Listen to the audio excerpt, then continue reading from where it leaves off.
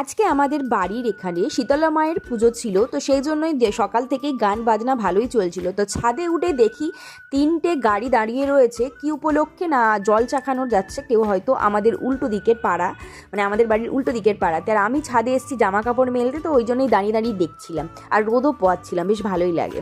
তো দেখছিলাম একটা বাচ্চাকে সঙ্গে করে নিয়ে যাচ্ছিল, আর ওখানে ঠাকুরও নিয়ে যাচ্ছিল, আর উল্টো দিকের যে মন্দির, ওই মন্দিরেই হচ্ছে আজকে পুজো। তো আজকে পুজো উপলক্ষে বাড়িতে রান্নাবান্না নেই, ওই জন্য আমি রেডি হয়ে বেরিয়ে গেছিলাম দু একটা জিনিস কিনতে, আমার সেলাইয়ের জিনিস।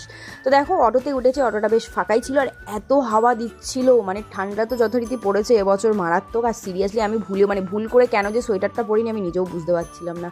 তো অটো ওঠার পর আমার এটা মনে হচ্ছিল পরলে ভালো হতো। তো তারপর বর মশাইয়ের বাইকে করে চলে গেলাম ওই দোকানে গিয়ে আমি কয়েকটা জিনিস কিনলাম, আর এসে কিন্তু আমার একটা ভালো লাভ হয়েছে। আমি একটা খুব নিজের জন্য একটা পছন্দ করে কাপড় নিয়েছি ড্রেস বানাবো বলে। তো এখানে দেখো চলে এসেছিলাম ঘুগনি মুড়ি খেতে। আমার এই জায়গাটাতে খুব ভালো লাগে, মাঝে মধ্যে এখানে আসি আমরা ঘুগনি মুড়ি খেতে। কাকুটা কিন্তু দারুণ বানায়, জানি না মা কিন্তু জানতে পারলে খুবই বকাবকি দেবে। তো যেহেতু বাড়িতে নিরামিষ আর বাইরে এসে আমিষ খাচ্ছি, এটার জন্য খুবই আর কি বকাবকি দেবে। যাই হোক, প্লিজ যারা দেখছো তারা আমাকে গালাগালি করো না, আর মা প্লিজ ক্ষমা করে দিও। কারণ কেন জানি না ঘুগনির কথা এলে আমার গাল থেকে জল চলে আসে। আমি এটাকে আর কি না বলে থাকতে পারি না, না করে না খেয়ে থাকতে পারি না। সিরিয়াসলি এত পছন্দ কেন আমি বুঝি না। তো সব কিছুর বিপক্ষে আমি যেতে পারি এটার জন্য। খেয়ে দিয়ে চলে এসেছিলাম বাড়িতে, কারণ ভদ্র হয়ে এসেছি, বাড়িতে এসে পান্তা খেতে হবে। এদিকে ছিল ডাল চচ্চড়ি, এদিকে হচ্ছে পাঁচমেশালি সবজির চচ্চড়ি, আলু ভাতেও ছিল। তা দুপুরে তো খেলাম পান্তা, রাত্রে করেছিলাম হচ্ছে লুচি আর আলুর দম।